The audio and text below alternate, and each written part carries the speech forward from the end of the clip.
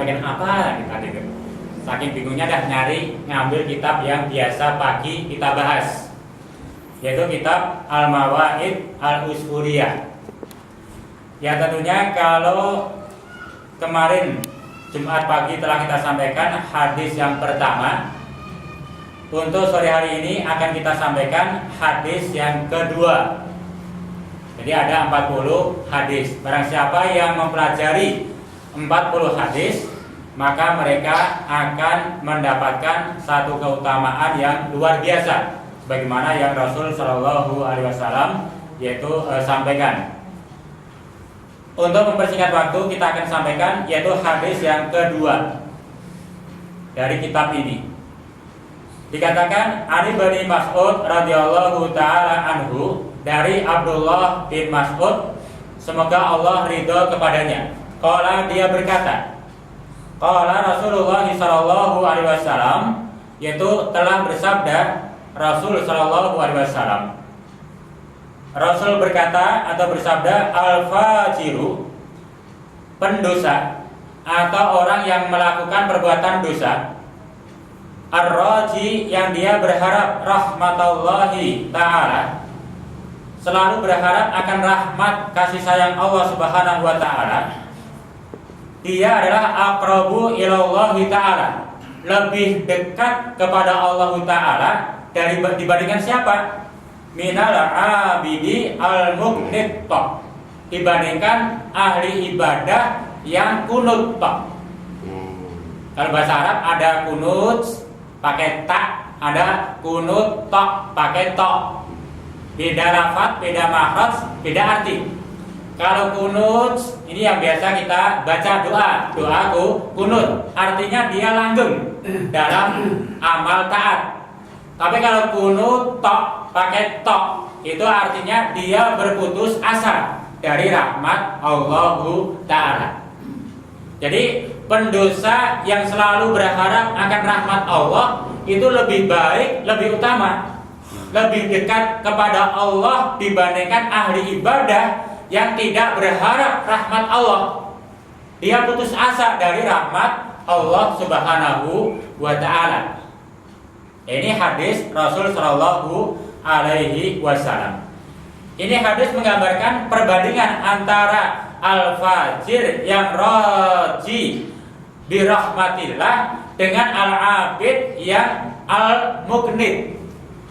Pendosa tapi walaupun dia banyak dosa, banyak maksiat, banyak kejelekan-kejelekan pada dirinya, tapi dia sadar, saya banyak dosa, banyak kekurangan, kemudian berharap rahmat Allah, selalu berusaha untuk mencari ampunan dari Allah Subhanahu wa Ta'ala.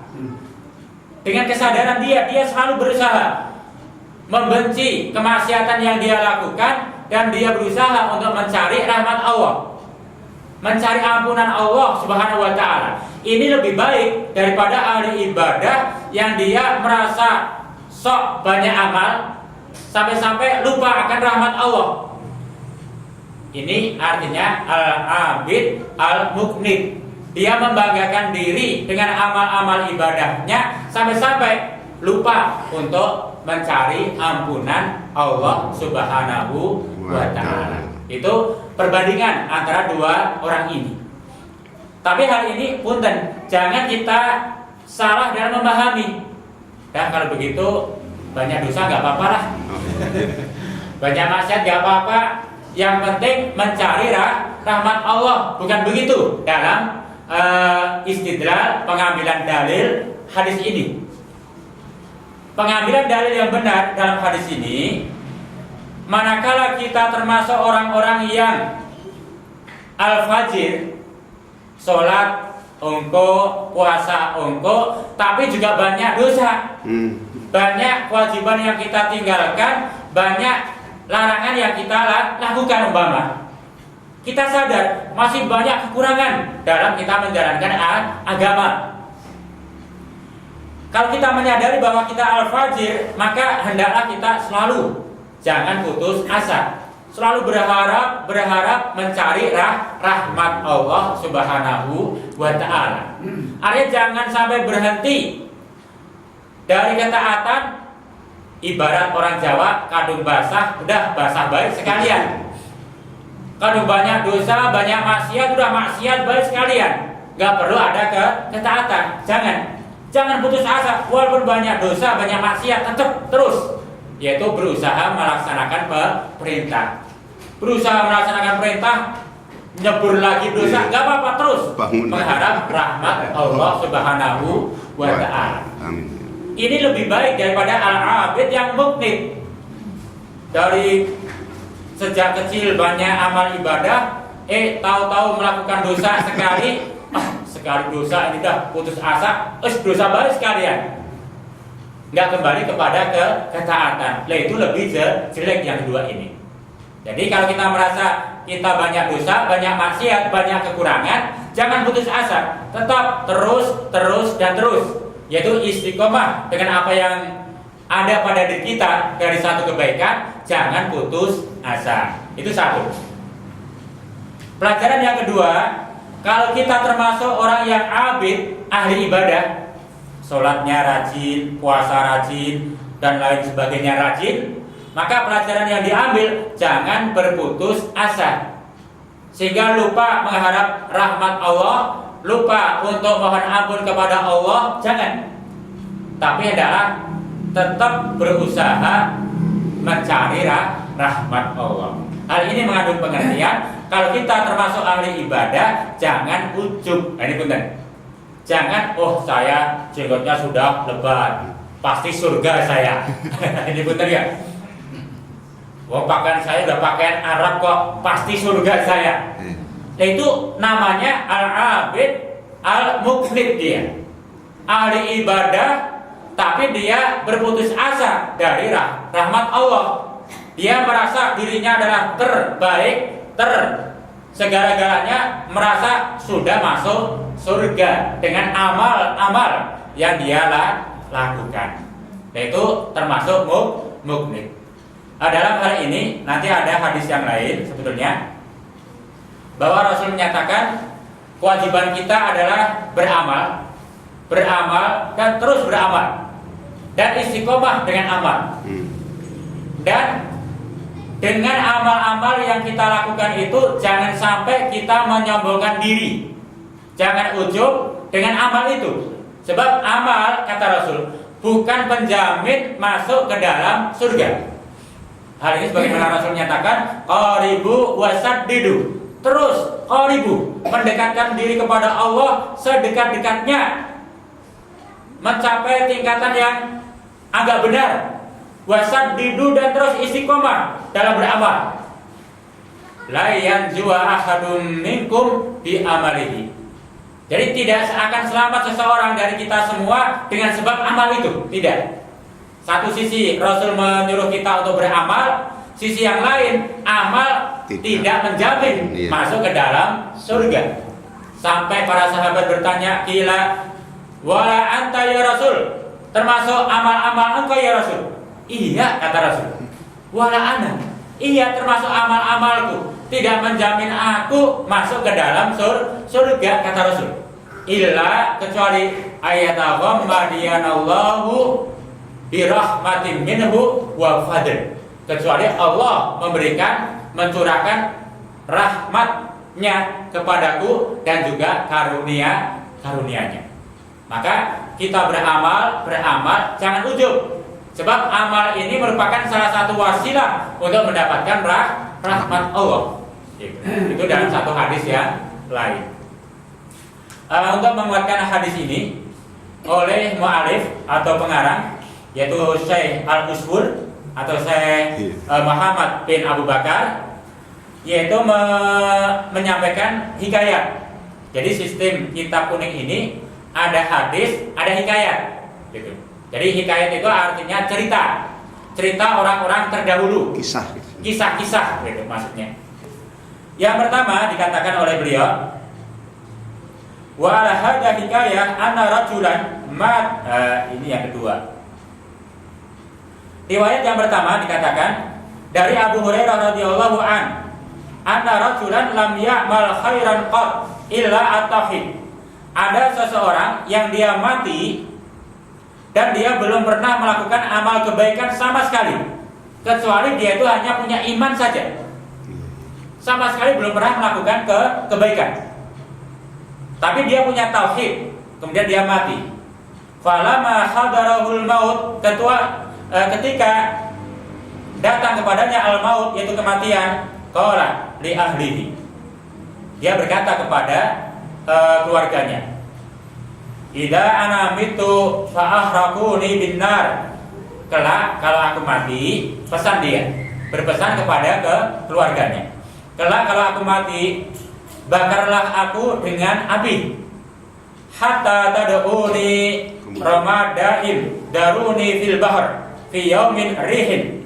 Kemudian kalau sudah hancur, sebarkan aku ke lautan yang ketika itu ada angin kencang. Sudah dibakar jadi abu, hancur, kemudian lemparnya ke laut bukan hanya sekedar dilempar ketika di sana ada angin kencang di sana. Ini pesan si orang ini. Kemudian fa'alu, keluarganya mereka melaksanakan apa yang menjadi wasiat itu. Fa'idha huwa fi qabdatillahi ta'ala. Ketika dia sudah berada dalam genggaman Allah Ta'ala, dia sudah meninggal, ruhnya ada di genggaman Allah. Qallallahu, Allah berkata atau bertanya kepadanya, ma hamalaka ala ma fa'alta, apa yang menyebabkan engkau sampai melakukan seperti itu? Ditanya ruhnya itu, kenapa engkau sampai memberikan wasiat kepada keluarga, kalau mati tolong dibakar, kalau sudah jadi abu buang ke laut dan sebagainya? Apa yang menyebabkan engkau sampai melakukan seperti itu? Kata Allah, pertanyaan Allah kepada dia. Qala, kemudian dia menjawab, makhafatuka, aku hanya karena takut kepadamu ya Allah. Aku lakukan hal itu, aku takut kepadamu, aku takut akan siksamu ya Allah. Maka faghfara lahu biha, Allah memberikan ampunan kepadanya. Wa huwa lam ya'mal khairan qab illa tauhid, yang dia sama sekali belum pernah melakukan amal kebaikan sama sekali, kecuali dia punya iman. Tapi dengan rasa takutnya kepada Allah, dia berharap rahmat Allah, Allah mengampuni dia. Itu menggambarkan orang yang belum beramal kebaikan pun dengan ada tauhid dan mengharap rahmat Allah, ketika meninggal dunia Allah mengampuni. Nah, apalagi kita sholat ada, ya, ngaji adanya gitu ya, itu lebih utama. Allah akan memberikan ampunan kalau kita berharap rahmat Allah Subhanahu wa Ta'ala. Hal ini ada pula hadis yang menguatkan tentang seorang yang dia sampai membunuh 99 orang. Dia datang kepada seorang yang pintar, dianggap pintar, bertanya, aku sudah membunuh orang 99, apakah aku bisa diampuni? Kata si orang ini, waduh, gak bisa itu, neraka kamu itu dah. Langsung dipenggal juga nih orang, genap 100 orang. Tapi dia tetap kekeh selalu berusaha mencari rahmat Allah Ta'ala. Sudah 100 orang dia bunuh, tapi gak putus asa, dia tetap ingin mencari ampunan Allah. Dia cari, ketemu seorang ulama, seorang alim. Dia bertanya, wahai kiai, saya sudah membunuh 100 orang ini, apakah saya bisa diampuni oleh Allah Ta'ala? Saya sangat ingin sekali mengharap rahmat Allah, ampunan Allah. Kata kiai, bisa. Kalau pengen mendapatkan rahmat Allah, ampunan Allah, silakan datang ke negeri sana, ke daerah sana. Nanti engkau akan mendapatkan rahmat Allah.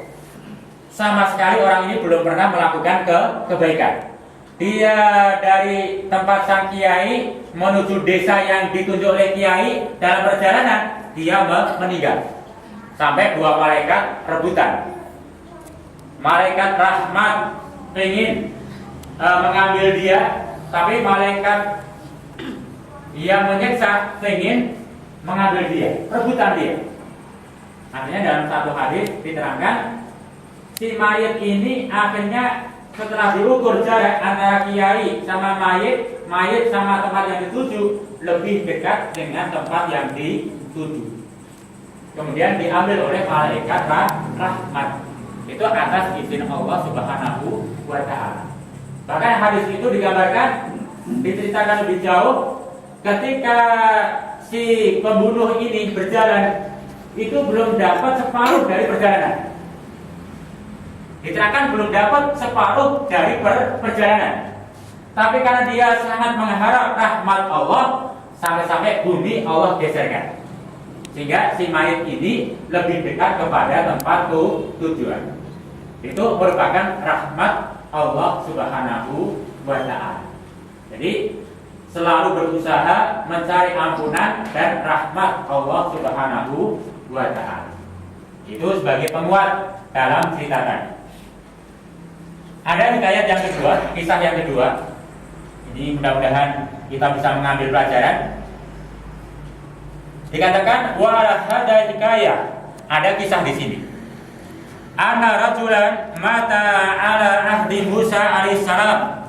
Ada seorang laki-laki yang mati pada zaman Nabi Musa alaihissalam. Ini kan cerita orang terdahulu. Jadi ada laki-laki mati di zaman Nabi Musa alaihissalam. Fakarihan nasu ghaslahu wa dafnahu li fiskihi. Sementara manusia yang ada itu enggan, tidak mau memandikan si mayit itu, apalagi menguburkannya. Kenapa? Karena si mayit ini dikenal kefasikannya. Sudah banyak dosa, banyak maksiat, fasik ini si mayit. Sampai-sampai tetangganya, kanan kirinya sama sekali tidak mau mengurus mayit ini. Jadi memandikan tidak mau, kubur tidak mau. Sampai-sampai bukan seperti itu. Fa akhadhu bi rijlihi wa tarahuhu fil muzabbalah. Diterangkan dalam kisahnya. Sudah dimandikan tidak, diurus tidak, dikafani apalagi, dikubur juga tidak. Diterangkan sampai-sampai masyarakat sekitarnya, manusia sekitarnya, orang-orang yang ada di sekitarnya, dia pegang kaki si mayit itu, lempar ke tempat sampah. Ini punten ya. Sampai bahasanya ada demikian. Buru-buru diurus, kemudian dikubur, tidak. Ambil kakinya, pegang, dilemparkan di tempat sampah. Al-Muzabbalah. Jadi Al-Muzabbalah secara umum adalah dalam pengertian keranjang sampah. Tapi secara khusus Al-Muzabbalah itu keranjang baja. Jadi keranjang dari baja. Dan untuk sampah-sampah yang sangat busuk, dilemparkan si mayit ke keranjang yang besar yang terbuat dari baja itu. Ini keadaan si mayit tadi. Kemudian fa'auhallahu ta'ala ila Musa. Kemudian Allah mewahyukan kepada Musa alaihissalam. Wa qala, Allah berfirman kepada Musa, ya Musa, wahai Musa, mata rajulun, telah meninggal yaitu seseorang fi mahallati fulan, di satu desa si fulan. Ada desa ini, desa tempat orang ini. Fil muzabbalah, yang mayit itu ada di tempat sampah. Itu sampai Allah berfirman kepada Musa alaihissalam, wahai Musa, ada seorang yang mati di tempat desa ini, ditaruh di tempat sampah. Wahua, sedangkan dia si mayit itu waliyun, seorang wali, min auliyai, dari wali-waliku, kata Allah. Walam yughassiluhu, tidak ada dari mereka yang memandikan si mayit ini. Walam yakfinuhu, dan tidak ada yang mengkafaninya. Walam yadfanuhu, dan tidak ada yang menguburkannya. Kitabnya kalau sampah, apalagi diurus kan gitu. Ini Allah sampai berfirman, memberikan wahyu kepada Nabi Musa. Kemudian fadhhab anta ya Musa, pergilah engkau ya Musa ke tempat itu, ke desa itu, pergi sana. Faghsilhu, mandikan si mayit itu, wa kaffinhu, dan kafani si mayit itu, wa shalla alaihi, dan salatlah untuk si mayit itu, wa dafanuhu, dan kuburkan si mayit itu. Ini wahyu Allah kepada Musa alaihissalam. Kemudian dengan sebab ada wahyu Allah kepada Musa, wa faja'a Musa alaihissalam ila tilkal mahallah. Kemudian Musa mendatangi tempat itu, yaitu daerah itu atau desa itu. Datang ke sana. Wa sa'alahu ma'anil mayit. Kemudian Musa bertanya kepada penduduk desa ini tentang mayit yang ada. Faqalu, kemudian penduduk desa itu memberikan jawaban kepada Musa, mata rajulun fi sifatin kada wa kada wa kada. Ya, memang benar ada seorang laki-laki yang mati, yang laki-laki ini adalah ini dan ini. Artinya jelek, jelek dan jelek, yaitu wa annahu kana fasiqan mu'linan. Dia laki-laki yang fasik dan munafik sekali dia. Ini kata si penduduk itu. Masyarakat itu ya. Jadi ketika ditanya tentang si mayit oleh Nabi Musa, Nabi Musa mendapat jawaban, si laki-laki ini, si mayit ini adalah laki-laki yang ini dan ini. Kemudian faqala, berkata yaitu Musa, aina makanahu. Kemudian ditaruh mana si mayit itu? Ditaruh mana si mayit itu? Fa inna Allah Ta'ala auha ilayya bi ajrihi, bahwa Allah Subhanahu wa taala telah mewahyukan kepadaku tentang si mayit ini atau karena si mayit ini. Kemudian berkata, fa u'allimuni ka'annahu fadahabu falama ra'ahu Musa alaihissalam matruhani al-muzabbalah. Kemudian ketika mereka diminta, mereka menghabarkan kepada Nabi Musa alaihissalam. Kemudian mereka bersama-sama pergi ke tempat si mayit itu, yang mana mayit itu pernah mereka lemparkan di tempat sampah. Wa akhbarahum nasu an su'i af'alihi. Kemudian sampai masyarakat pun menghabarkan lagi, ini mayit adalah jelek sekali perbuatannya. Jadi sudah begini, dikasih tahu begini, sebelum dilihat sudah dikabarkan lagi, ini si mayit amat jelek sekali itu perbuatannya, banyak dosa, banyak maksiat. Kemudian naji Musa rabbahu. Kemudian Musa alaihissalam itu mengadu kepada Allah Ta'ala. Ayat naji mengadu. Faqala ilahi, ya Allah, amartani, engkau telah perintahkan aku bidafnihi wa sholah alaihi. Engkau perintahkan aku agar mengubur si mayit ini dan menyolatkan atau menyolati si mayit ini. Wa qaumuhu, sedangkan kaumnya, penduduk sekitarnya, yashhaduna alaihi, itu menyaksikan bahwa si mayit ini syarrun, ini amat buruk sekali. Ini kan mengadu Nabi Musa, ya Allah, engkau telah perintahkan aku untuk mengubur si mayit, bahkan menyolati si mayit ini. Sedangkan saksi penduduk yang ada, si mayit ini amat sangat buruk. Tapi kata Musa, fa anta a'lamu minhum bis-sana' wat tabbi. Tapi engkau ya Allah, engkau lebih tahu dari mereka tentang siapa yang dipuji dan siapa yang dijelek-jelekan. Fa auhallahu ta'ala ilaihi. Kemudian Allah mewahyukan kepada Musa, ya Musa, sadaqa qaumuhu, benar apa yang dikatakan oleh kaumnya itu. Memang si mayit ini mayit yang amat jelek sekali. Benar apa yang dikatakan mereka itu. Fima hakwa, cerita-cerita mereka, kisah-kisah yang mereka sampaikan tentang si mayit itu, bahwa si mayit adalah jelek, itu memang benar. Itu Allah memberikan jawaban ketika Nabi Musa mengadu kepada Allah Ta'ala. Tapi kata Allah Ta'ala, ghaira annahu tasfa'u ilaihi inda wafatihi. Tapi engkau hendaklah memberikan syafaat kepada hamba, kepada si mayit ini, dengan sebab ada 3 hal. bisalah tati asya, ada 3 perkara. Jadi walaupun dia jelek kata mereka, tapi aku lebih tahu dan engkau ya Musa hendaklah memberikan syafaat, memberikan pertolongan kepada si mayit ini. Dengan sebab si mayit ini ada 3 hal positifnya ya. Ada tiga keadaan. Lau sa'ala biha minni jami'al mudnibin min khalqi la'aqaituhu. Kalau si mayit itu punya 3 hal, dan jika umat manusia yang banyak dosa dari sekian banyak makhlukku, mereka memohon kepadaku dengan 3 hal ini, la'aqaituhu, sungguh aku akan penuhi. Ini kelebihan si mayit itu. Kemudian fakaifa la arhamuhu wa qad sa'ala nafsahu wa ana arhamur rahimin.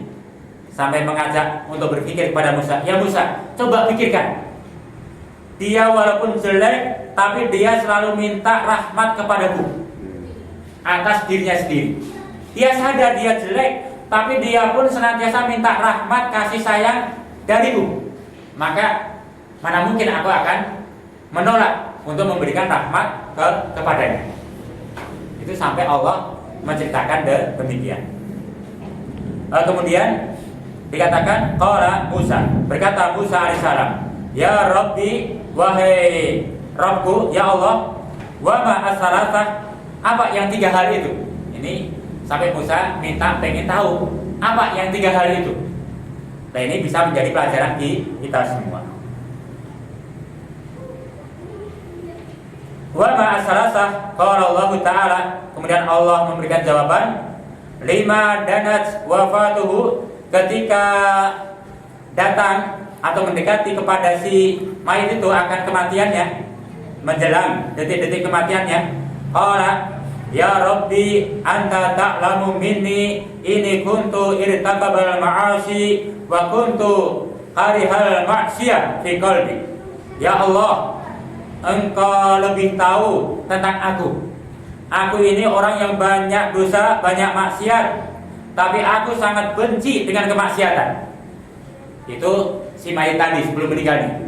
Ya Allah, engkau lebih tahu apa yang aku lakukan, apa yang ada dalam hatiku. Aku memang banyak maksiat, banyak dosa, tapi hatiku sangat benci kepada kemaksiatan. Lakin istama'a fi salati khisalin hatta irtakabtuhu al-maksiyah. Akan tetapi ada 3 sifat, sehingga dengan 3 hal itu aku selalu bergelimang dengan kemaksiatan. Ma'a karahatil maksiyah, yang aku sertai dengan kebencian terhadap maksiatku, fi qalbi, di dalam hatiku. Jadi pengennya tuh benci maksiat, menjauhi maksiat. Tapi kata si mayit ini sebelum meninggalnya, ya Allah, ada 3 hal engkau berikan aku pada diriku, bahkan pada diri setiap manusia. Dikatakan awaluha, yang pertama, hawa nafas. Ya Allah, aku benci maksiat, tapi engkau berikan aku hawa nafsu. Gitu ya. Sampai akhirnya aku turut ya akan hawa nafsu. Yang kedua, rafiqus su, yaitu kejelekan yang tersembunyi. Kejelekan yang tersembunyi. Ini sebenarnya jelek, tapi sangat halus, sangat lembut, sampai-sampai aku terlena melakukan kejelekan. Bahkan wa iblis, ya Allah, engkau utus iblis laknatullah yang selalu menggoda aku. Maka dengan 3 hal ini, ya Allah, aku selalu bergelimang dengan maksiat. Fa innaka ta'lam minni ma aqulu faghfirli, ya Allah, engkau lebih tahu, ya Allah, maka ampuni aku, ya Allah. Sebelum meninggalnya, dia sadar banyak maksiat, tapi dia pun yakin Allah Maha mengetahui, Allah begitu besar akan rahmatnya. Maka dia minta rahmat, minta ampunan kepada Allah Ta'ala. Ya Allah, ampuni aku, ya Allah, yang selalu mengikuti hawa nafsu, yang selalu tergiur dengan kejelekan yang tersembunyi, yang selalu menuruti ajakan iblis laknatullah. Ampuni aku, ya Allah. Selalu mohon ampun kepada Allah Ta'ala. Ini yang pertama, ya. Allah Maha tahu. Dengan sebab ini ya Musa, aku telah beri ampunan kepadanya. Oh, itu subhanallah. Yang kedua, wasaniyah. Qala ya Rabbi innaka ta'lamu bi anni irtakabtul ma'asi. Ya Allah, engkau lebih tahu bahwa aku banyak melakukan maksiat. Wa kana maqami, yang seharusnya kedudukan aku, posisi aku ma'al fasikin, itu harusnya bersama orang fasik. Walakin ahabu mahabbati shalihin wa zuhdihim. Tapi sebetulnya aku ya Allah lebih cinta orang soleh dan orang yang zuhud daripada orang fasik.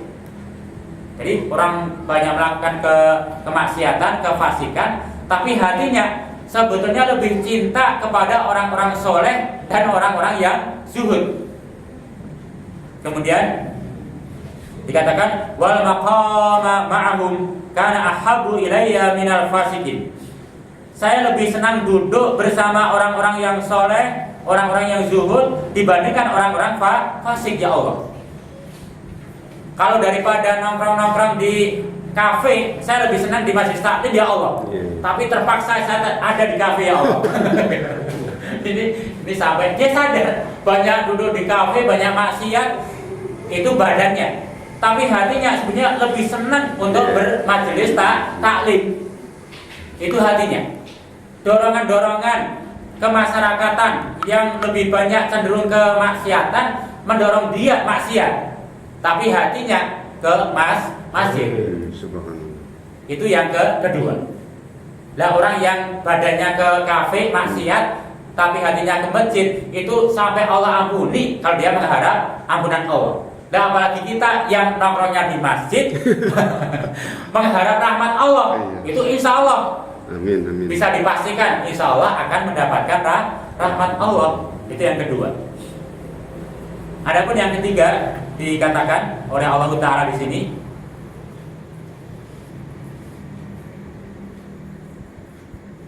wasalisah, dan yang ketiga, qala ilahi innaka ta'lamu minni anna shalihin kanu ahabbu ilayya minal fasikin. Ya Allah, engkau lebih tahu tentang aku bahwa orang-orang soleh mereka lebih aku senangi daripada orang-orang fasik.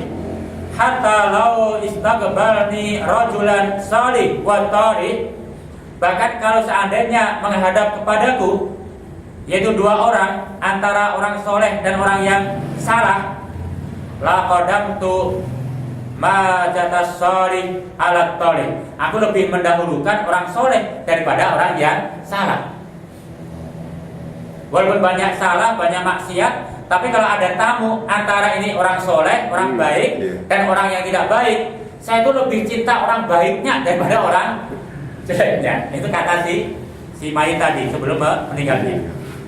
Maka kemudian qala wa fi riwayatin Wahab bin Munabbih, disebutkan oleh Wahab bin Munabbih. Jadi Wahab bin Munabbih ini seorang sahabat. Qala ya Rabbi lau afauta wa ghafarta dzunubi, ya Allah jika engkau memaafkan aku dan mengampuni aku akan dosa-dosaku, maka yafrahu auliyauka wa anbiyauka, maka akan bergembira wali-walimu dan para nabimu. Wa yahzanu syaitan wa aduwika, dan kalau engkau memaafkan aku, mengampuni aku ya Allah, syaitan musuhku dan musuhmu ya Allah, dia akan bersedih hati. Tapi dan seterusnya hadis katakan, jika engkau menyiksa aku ya Allah, syaitan akan gembira, musuh-musuhku akan gembira, musuh-musuhmu pun akan gembira. Dan para nabi, para wali-walimu ya Allah, mereka akan sedih melihat kalau aku engkau siksa ya Allah. Maka ampuni aku ya Allah, rahmati aku ya Allah, kata si mayit ini. Maka dengan tiga hal itu Allah telah memberikan ampunan. Maka Allah perintahkan, ya Musa, dengan sebab tiga ini aku telah ampuni dia, maka kuburkan dia, sholatkan dia insya Allah mendapatkan rahmatku. Itu seterusnya hadis. Maka ini menggambarkan kalau kita termasuk gambaran si mayit ini, masih banyak dosa, banyak kurang, jangan berhenti untuk mengharap rahmat Allah. Terus walaupun masuk dosa terus, yaitu mengharap rahmat Allah. Tapi kalau kita banyak amal pun jangan ujub, terus masuk dan masuk untuk mengharap rahmat dan ampunan Allah Subhanahu wa ta'ala.